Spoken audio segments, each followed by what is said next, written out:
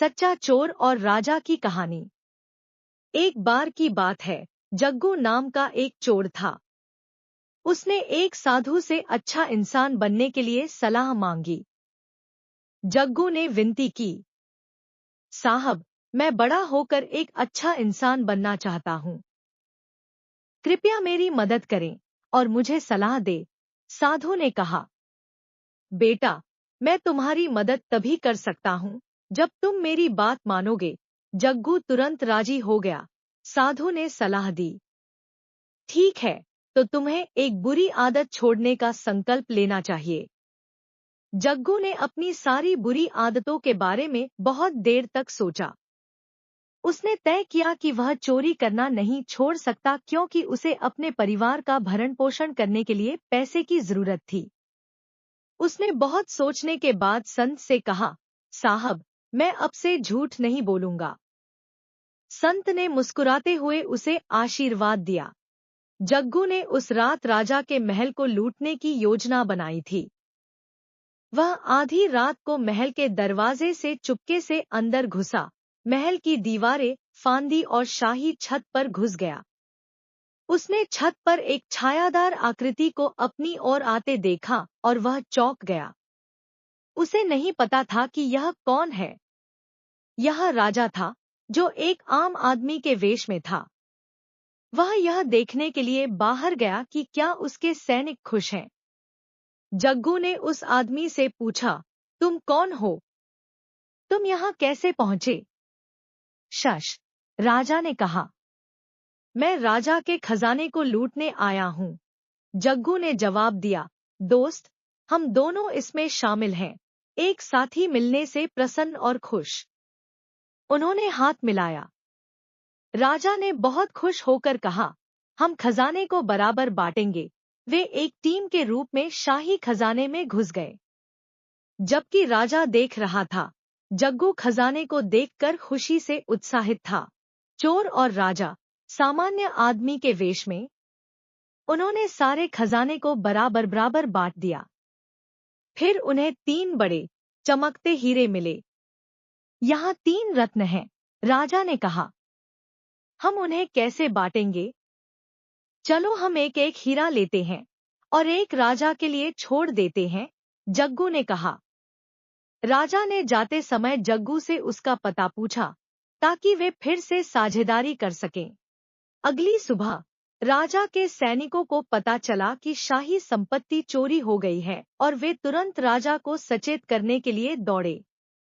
महाराज, शाही खजाना ले लिया गया है, मुख्य रक्षक ने राजा के दरबार में घोषणा की। राजा को सब कुछ पता था, फिर भी उसने चौंकने का नाटक किया। क्या? ऐसा क्यों हुआ? राजा ने पूछा, कल रात आप सभी कहाँ थे? उन्होंने मंत्री को नुकसान की जांच करने का निर्देश दिया। हीरा चुराने वाले मंत्री की छवि। जब मंत्री खजाने के कमरे में गया तो उसे एक सुंदर चमकता हुआ हीरा मिला। उसके मन में यह दुष्ट विचार आया कि वह रत्न अपने पास ही रख ले। यह एकमात्र चीज बची है, मंत्री ने मन ही मन सोचा। यह राजा की नजरों से ओझल हो जाएगी। मुझे यह सब अपने पास रखने की अनुमति दें। परिणामस्वरूप उसने हीरे को अपनी जेब में रख लिया और दरबार में वापस आ गया। महाराज, खजाना खाली हो गया है और सब कुछ चला गया है, मंत्री ने कहा। बुद्धिमान राजा ने चोर का पता एक कागज पर लिखा और अपने सैनिकों को उसे दरबार में लाने का आदेश दिया। सैनिक चोर के घर पहुंचे, जहां उन्होंने जग्गू को पाया और उसे दरबार में ले गए। चूंकि राजा शाही पोशाक पहने हुए थे, इसलिए जग्गू उन्हें दरबार में पहचान नहीं सका। राजा ने पूछा, क्या तुमने कल रात खजाना चुराया था? जग्गू ने कुछ देर के लिए रुककर पवित्र व्यक्ति को दिए अपने वादे को याद किया। जग्गू ने उत्तर दिया, हाँ महाराज, मैंने खजाना चुराया है। मेरे पास एक साथी था जो मेरी सहायता करने के लिए तैयार था। हमने खजाने को समान रूप से विभाजित किया और आपको एक हीरा दिया। राजा ने पूछा, तो वह हीरा कहाँ है? मणि चुराने वाले मंत्री के शरीर में सिहरन पैदा हो गई। जब राजा को इसका एहसास हुआ तो उसने मंत्री की तलाशी लेने का आदेश दिया। मंत्री की जेब में हीरा था। क्रोधित राजा ने मांग की कि मंत्री को दंडित किया जाना चाहिए। राजा ने जग्गू की ईमानदारी से आश्चर्यचकित होकर पूछा, तुमने इतनी आसानी से अपना अपराध क्यों स्वीकार कर लिया?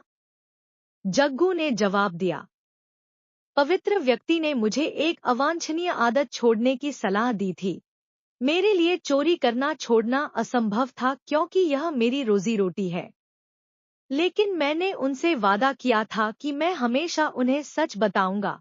राजा जग्गू की ईमानदारी से इतने प्रभावित हुए कि उन्होंने उसे अपना मंत्री नियुक्त कर दिया।